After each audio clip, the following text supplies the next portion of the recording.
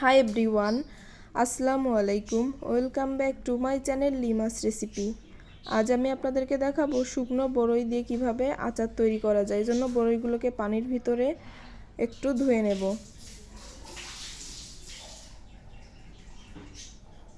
ধুয়ে পরিষ্কার করে তারপর বরইগুলোকে একটা প্লেটে তুলে নিব।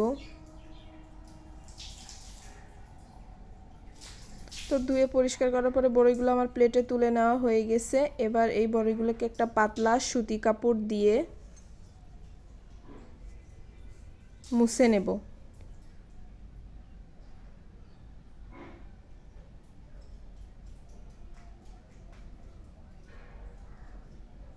এদিকে চুলায় একটা প্যান বসিয়ে তাতে আমি পর্যাপ্ত সরিষার তেল দিয়ে দিয়েছি। তেলটা গরম হয়ে গেলে দিয়ে দিব 2টা শুকনো মরিচ। এটাকে একটু নেড়ে চেড়ে কিছুক্ষণ ভেজে নিব। ভেজে তো ভাজা হয়ে গেছে, এবার প্লেটে তুলে নিব। তারপরে দিয়ে দিব 1 টেবিল চামচ পরিমাণে পাঁচফোড়ন। আচারে অবশ্যই পাঁচফোড়ন দিতে হবে, তাছাড়া আচার খেতে ভালো লাগবে না। তো পাঁচফোড়ন কিছুক্ষণ ভেজে নেওয়ার পরে তারপরে দিয়ে দিব শুকনো বড়ইগুলা। তো বড়ইগুলো দেওয়ার পরে এটাকে একটু ভালো করে নেড়ে চেড়ে মিশিয়ে দিব। তো মেশানো হয়ে গেলে ঢাকনা দিয়ে ঢেকে রাখবো। তো কিছুক্ষণ পরে আবারও আমি ঢাকনাটাকে তুলে দিয়ে তারপরে কিছুটা 1 কাপ পরিমাণে গুড় দিয়ে দিচ্ছি। গুড়টা দেওয়ার পরে আবার একটু নেড়ে চেড়ে মিশিয়ে দেবো। তো বন্ধুরা, এখানে আমার বাসায় কিছু পাকা বড়ই ছিল, এগুলো শুকানো না, সেগুলো আমি শুকনো বড়ইয়ের সাথে দিয়ে আচার বানিয়ে রাখতেছি। এই জন্য দিয়ে দিয়েছি বড়ইগুলোকে। এবার ঢাকনাতে ঢেকে কিছুক্ষণ পর ঢাকনাটা তুলে আবারও একটু নেড়ে চেড়ে দেবো। আর এই যে পাকা যে বড়ইগুলো ছিল, এই বড়ইগুলোকে আমি খুন্তি দিয়ে একটু চেপে চেপে ভেঙে দিচ্ছি, কারণ শুকনো বড়ইগুলো একটু আস্ত থাকবে। আর এই পাকা বড়ইগুলোকে একটু ভালো করে গলিয়ে দিতে হবে, যাতে সুন্দর করে আচারটা সেট হয়ে যায়। তো দেখুন আমার গলানো হয়ে গেছে। এবার খুন্তি দিয়ে একটু ভালো করে নেড়ে চেড়ে দেবো।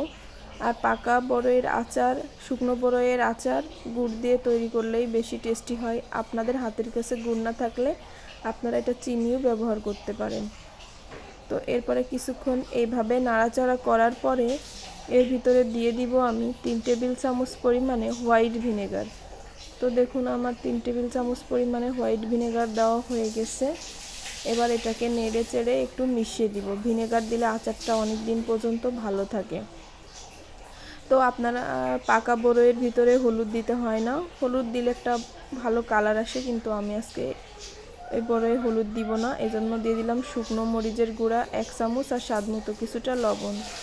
তো দেওয়ার পরে এগুলাকে ভালো করে নেড়ে চেড়ে মিশিয়ে দিব, তাহলে আমার আচারটা কিন্তু টক ঝাল মিষ্টি লাগবে।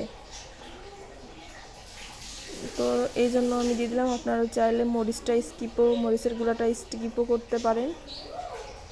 তো দেখুন আমার কিন্তু ভালো একটা কালার চলে এসেছে, আচারটা প্রায় হয়ে গেছে। এবার আগে থেকে যে শুকনো মরিচ 2টা ভেজে রেখেছিলাম একটু খণ্ড খণ্ড করে দিলাম। দেখুন আমার মাশাআল্লাহ আমার আচারের কিন্তু একটা সুন্দর টেক্সচার চলে এসেছে।